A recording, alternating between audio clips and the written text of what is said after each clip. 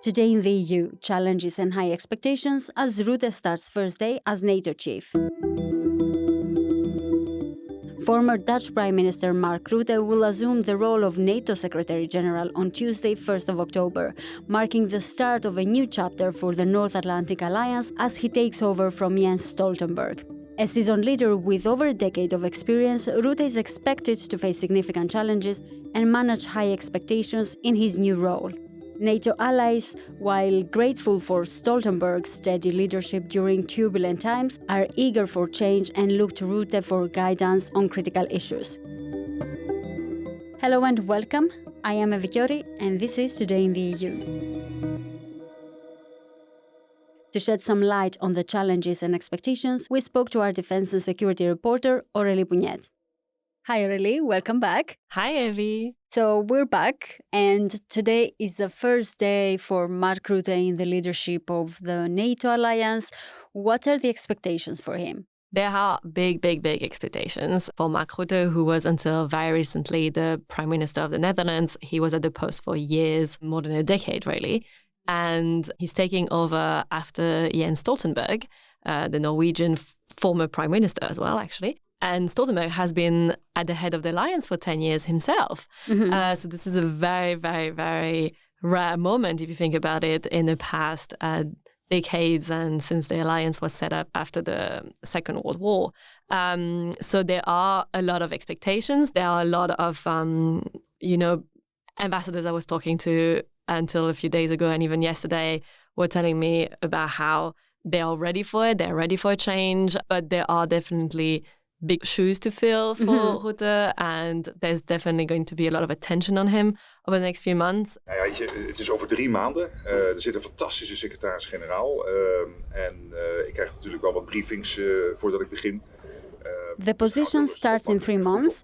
There is a fantastic Secretary-General at the moment, but let me not give the impression that I'm going to do something different from Stoltenberg, said Mark Rutte when he was appointed the next Secretary-General of NATO. Everyone says, well, Stoltenberg has been a great leader and he's managed to keep a steady hand while there was the fall of Kabul, there was the war in Ukraine, there was a lot of other issues coming up around the military alliance. And so they said, but they're also ready for a change. And they know that there will be a change just because of the personality that Mark Rutte has is different than Stoltenberg. Now, besides the expectations, there will be many challenges that Mark Rutte will have to face. What are the main ones? The first one I'm thinking of is obviously defining the relationship of NATO with Russia, Russia being one of the 2 threats to the NATO military alliance and its members. Last summer, during the summit, the leaders decided that they had to define how to behave with Russia. It sounds like it's already done. It sounds like, well, we all know what is NATO's relationship with Russia, but it's actually a lot more delicate than this. And it may seem that everyone agrees sort of as to, okay, Russia's a threat, we have to be careful. But at the end of the day, when you actually look into, okay, if tomorrow there is a peace in Ukraine or there's a ceasefire or whatever we want, how can NATO behave with Russia? Are the members ready to take a step forward? Or do they want to look for an agreement on use of certain types of weapons and stocks and something like this? So these are very big questions. We have to speak to our neighbors, however difficult it might be. But dialogue only works when it's backed by strong defenses. This is clearly demonstrated in Ukraine. We all want this war to end. The quickest way to end the war is to lose it. But that will not bring peace. It will bring Russian occupation. Russia has to be part of future peace talks. Any future deal must be backed by strong military support to Ukraine and credible security guarantees to ensure lasting peace, said Jens Stoltenberg during his farewell speech and conversation on September 19th. Of course, after Russia, there is a relationship with Ukraine, obviously, and a big task of Mark Rutte will be to make sure that the allies keep up the support to Ukraine, because the alliance has now a new role, which is coordination of deliveries, coordination of just support, lethal and non-lethal. But if there is no aid flowing to Ukraine, then that mission is a bit void. So that will definitely be interesting to see how Rutte manages to convince members to continue giving a lot, and how all of this will be coordinated in the next few months. And maybe two last things. Obviously, waiting for the US elections, there will be a lot of attention on Rutte for just the way that he handles the new administration, whether it is a continuation of the current Biden administration or a new Trump administration. In either way, the US have been saying for years that Europeans have to take a bigger share of the burden. So there is, in any case, a lot of management that has to be done of that rhetoric and of making sure that basically the unity, they say. And lastly, obviously, the relationship with China, which has become for the US, again, more and more important. We have heard a lot of attention on concerns as to what China is doing with Russia, how it's supporting the war in Ukraine. Also talking about Chinese investment into critical infrastructure here in Europe. So there's a lot of attention on China, and it's going to be a big task for Rutte. You mentioned that maybe if Donald Trump wins the elections, Mark Rutte will have to face that challenge as well. You also have written many, many times how Mark Rutte is a Trump whisperer. Is that also one of the expectations for him? Yes, it's one of the reasons why Mark Rutte was chosen, is because he has a lot of experience in talking with leaders, because he was one himself for so many years. And so he's also met Trump when he was prime minister and when Trump was president. So he obviously has a reputation of being a smooth handler, a smooth operator, of knowing how to do negotiation.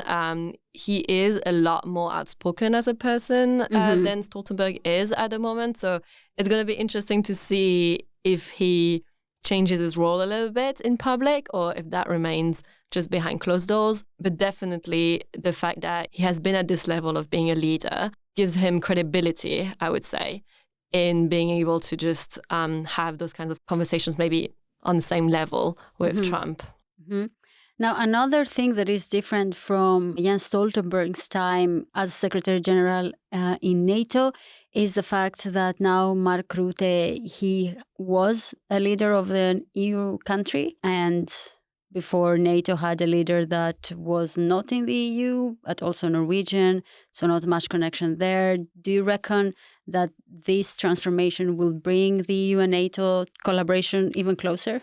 It is definitely the idea of the Europeans. There was a very, very strong push before his nomination for appointing someone who came from a member of the European Union. That is because, like you say, the EU has been taking a much greater role in shaping the security of the continent, in trying to develop a defense policy, in putting money on defense production, and supporting joint procurement of weapons.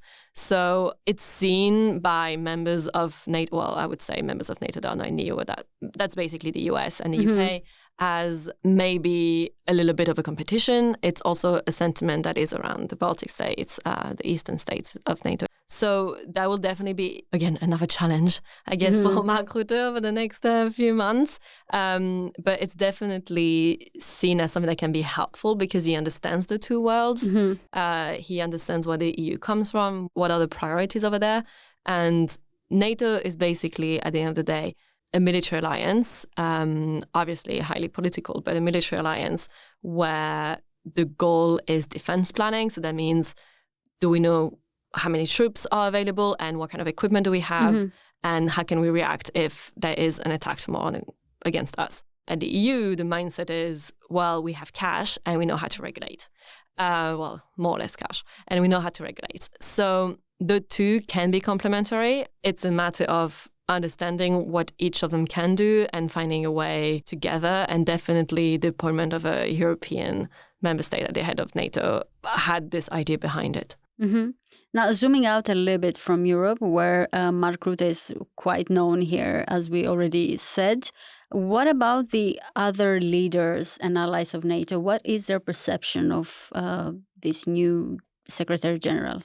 So for each member, obviously, they have a different reason as to why they were interested in a personality like Mark Rutte. And in either case, all of them have different priorities and interests in the alliance. For example, if you talk to the Turks, and you see it in their official communications, they're very open about it, they want the Secretary-General to help ease exports licensing relationships between the members. So that means that Turkey has been forbidden from buying certain types of products from certain members of the alliance, and they say that that's not how allies should behave. So they hope that they can get access to certain defense products easily after that, and hopes for some maybe mediation.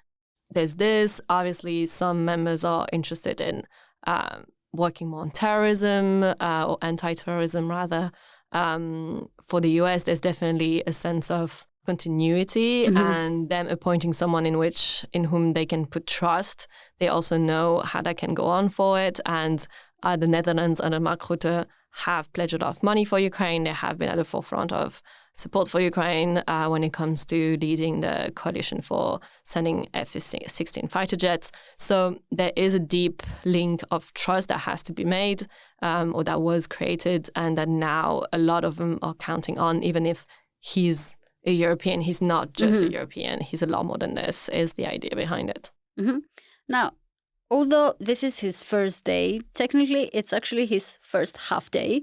What are the technicalities of him taking office today? So yes, you're very right. What's going on is that Mark Rutte will become Secretary-General at around 11 a.m. actually today, so in a few hours. Very specific. Very specific, yes. If you look at the program, he's named Secretary-General designate, I think, until then, and then he starts his press conference, and then he is Secretary-General.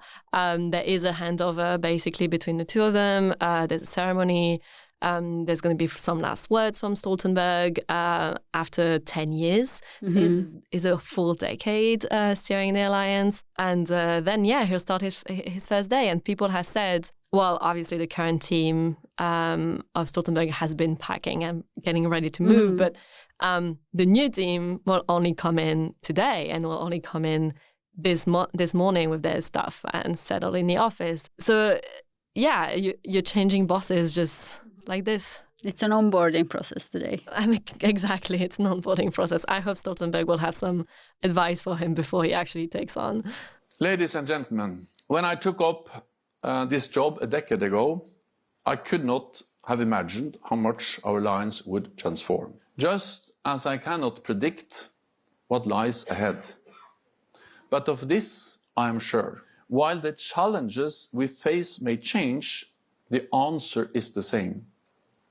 We are stronger and safer, Europe and North America, together in NATO. Thank you. And Rutte comes, but Jens Stoltenberg goes. What does the future hold for now the former Secretary-General?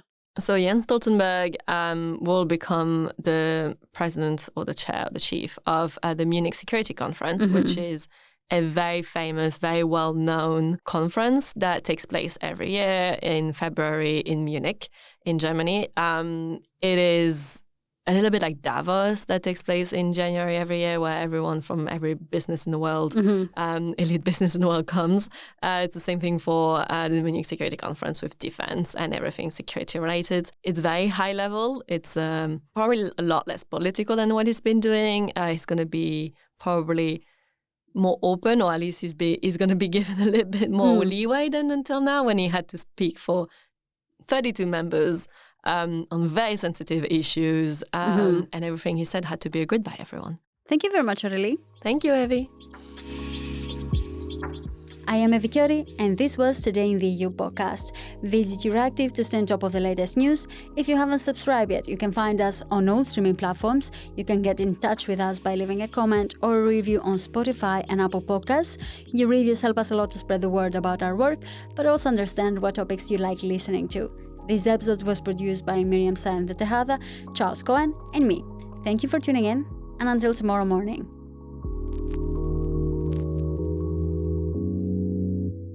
As part of our commitment to accuracy, inclusion, and transparency, Euractiv is part of the Trust Project.